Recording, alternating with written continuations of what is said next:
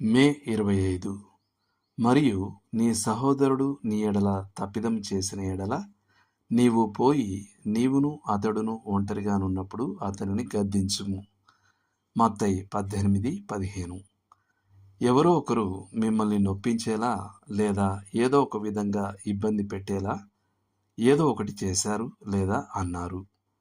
వెళ్ళి అతని తప్పు అతనికి తెలియజెప్పమని బైబిల్ చెప్తుంది. కానీ మీరు అలా చేయడానికి ఇష్టపడరు. అది చాలా కష్టం. కాబట్టి మీరు దాని గురించి లోలోపల కుమిలిపోవడం ప్రారంభిస్తారు. అతను ఏం చేశాడో, అతను పూర్తిగా ఎలా తప్పు చేశాడో మీరు మననం చేసుకోవడం ప్రారంభిస్తారు. మీరు పని చేయవలసిన సమయంలో మీ మనసు ఆ వివరాలన్నింటినీ తిరిగి తలంచుకుంటుంది మరియు మీ జీర్ణరసాలు అధికంగా పనిచేస్తాయి. మీరు నిద్రపోవలసిన సమయంలో మీరు ఆ సంఘటనను పునరుజ్జీవింపజేస్తారు మరియు బాయిలర్లో ఒత్తిడి పెరిగినట్లుగా మీలో ఒత్తిడి పెరుగుతుంది. వెళ్ళి అతని తప్పు అతనికి తెలియజెప్పమని బైబిల్ చెప్తుంది. కానీ మీరు దానిని చేయరు. ఆ సందేశాన్ని అతనికి అజ్ఞాతంగా ఎలాగైనా చేరవేయగల మార్గం కోసం మీరు ఆలోచించడానికి ప్రయత్నిస్తారు.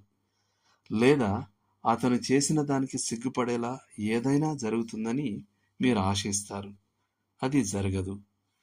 మీరు ఏం చేయాలో మీకు తెలుసు. కానీ మీరు ముఖాముఖి గద్దింపు యొక్క ఒత్తిడికి భయపడతారు.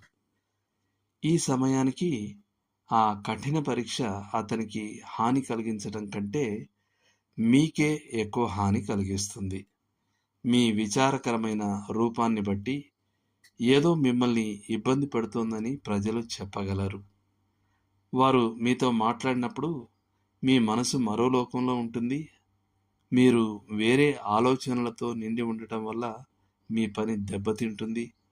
సాధారణంగా మీరు ప్రభావవంతంగా ఉండలేనంతగా పరధ్యానంలో ఉంటారు. మరియు బైబిల్ ఇప్పటికీ పోయి నీవును అతడును ఒంటరిగా ఉన్నప్పుడు అతని తప్పు అతనికి తెలియజెప్పుము అని చెబుతుంది.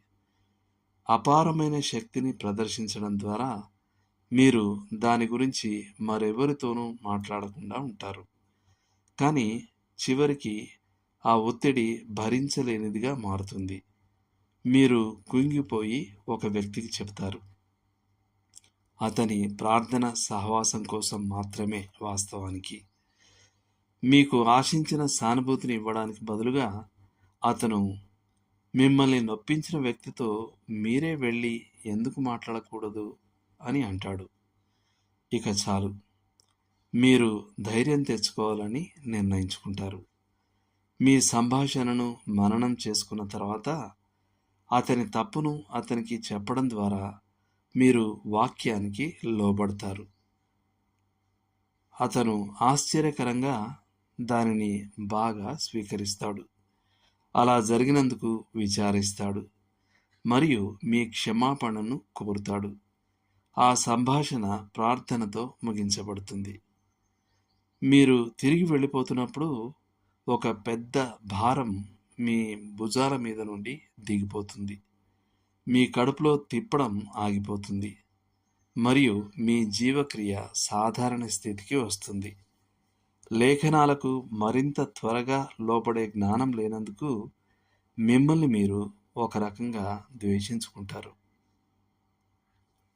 దేవుడు మిమ్మును దీవించును గాక. ఆమేన్.